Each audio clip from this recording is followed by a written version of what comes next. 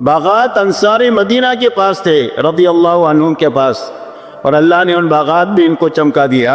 آج تک ساری دنیا کے لوگ مدینہ کی کھجوریں کھا رہے ہیں، اللہ نے اتنی برکت اس میں عطا فرمائی اور ان کو چمکایا۔ اور دوسری طرف قوم سبا کے پاس میں باغات تھے اور اللہ تعالیٰ نے ان کو اجاڑ دیا۔ اس لیے میرے دوستو، اللہ کے یہاں کامیابی کا سبب صرف دین ہے۔ دعوت اور تبلیغ کے راستے سے جو محنت ہے کہ جو مسلمان جس شعبے میں ہے اور جس حال میں ہے، اس حال میں یہ حکم پر چلنے کی طاقت اپنے اندر پیدا فرما لے، تو جب حکم پر یہ چلے گا تو اللہ تعالیٰ اس شعبے میں رکھ کر اس کو کامیاب کر دیں گے۔ اسی لیے حدیث پاک میں آتا ہے کہ دنیا میں 4 قسم کے لوگ ہیں۔ فرمایا ایک قسم تو وہ ہے کہ جس کے نصیب میں اللہ نے مال لکھا ہے اور وہ مالدار ہے، اس لیے کہ مال کا تعلق عقل سے بھی نہیں ہے اور محنت سے بھی نہیں ہے، بلکہ اللہ کی تقسیم سے ہے۔ اللہ تعالیٰ علم اور حکمت سے جانتے ہیں کہ کس کو زیادہ دینا ہے، کس کو کم دینا ہے، لہذا اللہ نے اس کے نصیب میں مال لکھا ہے اور وہ مالدار ہے، اور اس نے اپنے مال کے نقشوں کے ساتھ اپنے جسم کو استعمال کیا دین کے حاصل کرنے کے لیے، اور اپنے آپ کو تھکایا دین اپنی زندگی میں لانے کے لیے، لہذا وہ مالدار بھی ہے اور دیندار بھی ہے۔ اور دین کی وجہ سے اس کو معلوم ہے کہ جان کہاں لگانی ہے اور مال کہاں لگانا ہے، اللہ کے کیا حقوق ہے، اللہ کے مخلوق کے کیا حقوق ہے، اللہ کے دین کی محنت کے کیا حقوق ہے، اور حقوق میں اپنی جان اور مال کو ہر تقاضے پر لگاتا ہے۔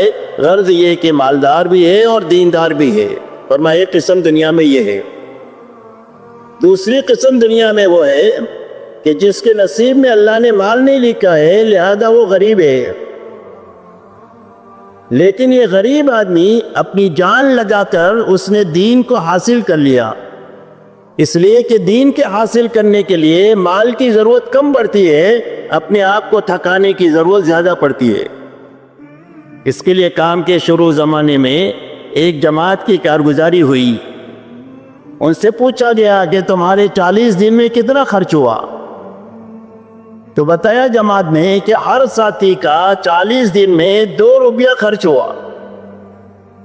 2 روپیہ خرچ ہوا؟ کیسے خرچ ہوا؟ روز تمہارے گھر مسجد کے سامنے گاڑی کھڑی ہوتی ہوگی تم کو ایک جگہ سے دوسری جگہ لے جانے کے لیے، اور روزانہ 3 ٹائم دعوتیں ہوتی ہوگی، کہ ایک دن بھی دعوت بھی نہیں، گاڑی بھی نہیں، پورا 40 دن ہم پیدل چل کر کے ہم نے کام کیا۔ تہجد پڑھتے تھے، تہجد پڑھ کر کے چلنا شروع کرتے تھے، 12-1 بجے کسی بستی میں پہنچتے تھے، وہاں کام شروع کرتے تھے، اور کام ہو جائے اس کے بعد میں 2 ساتھی امرود کے باغ میں چلے جاتے تھے اور وہاں سے چند پیسوں میں امرود لے کر کے آ جاتے تھے۔ پوری جماعت بیٹھ کر کے امرود کھا لیتی تھی۔ یہی ناشتہ ہے، یہی دوپہر کا کھانا ہے اور یہی رات کا کھانا ہے۔ پورے 40 دن پیدل چلے، پورے 40 دن ایک ٹائم امرود کھا کر کے گزارے، یہاں تک کہ ایک آدمی کا 2 روپیہ خرچ ہوا اور 40 دن میں دین اپنا بنا لیا۔ اس لیے میرے دوستو، دین کے حاصل کرنے کے لیے آدمی کو پیسہ زیادہ نہیں لگانا پڑتا ہے، آدمی کو اپنی جان لگانی پڑتی، لہذا جان لگا کر اس نے دین کو حاصل کیا، لہذا وہ غریب ہے اور دیندار ہے۔ جب یہ مالدار دیندار کو دیکھتا ہے کہ یہ سارے دین کے تقاضوں پر اپنی جان بھی کھپاتا ہے، اپنے مال کو بھی کھپاتا ہے، دعوت کا کوئی تقاضا اندرون کا آ جائے، بیرون کا آ جائے، اس کے لیے تیار رہتا ہے، جان لگانے کے لیے بھی، مال لگانے کے لیے بھی۔ عبادت کا کوئی تقاضا آ جائے تو عبادت کے تقاضے کو پورا کرنے کے لیے یہ اپنی جان بھی لگاتا ہے، مال بھی لگاتا ہے۔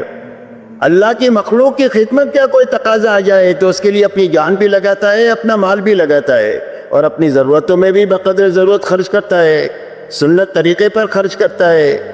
تو اس کو دیکھ کر اس کے دل میں یہ جذبہ اٹھتا ہے کہ اگر اللہ مجھے بھی مال دیتے تو میں بھی مال کو ایسے ہی دین کے کاموں میں لگاتا جیسا یہ مالدار دیندار لگا رہا ہے۔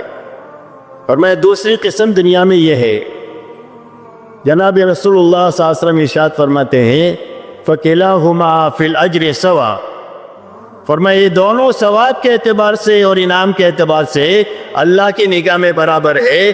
جو مالدار دیندار کا اللہ اکرام فرمائیں گے، اللہ وہی اکرام اس غریب دیندار کا، اس کے اندر کے جذبے کی وجہ سے اللہ اس کا بھی وہی اکرام دنیا اور آخرت میں فرمائے۔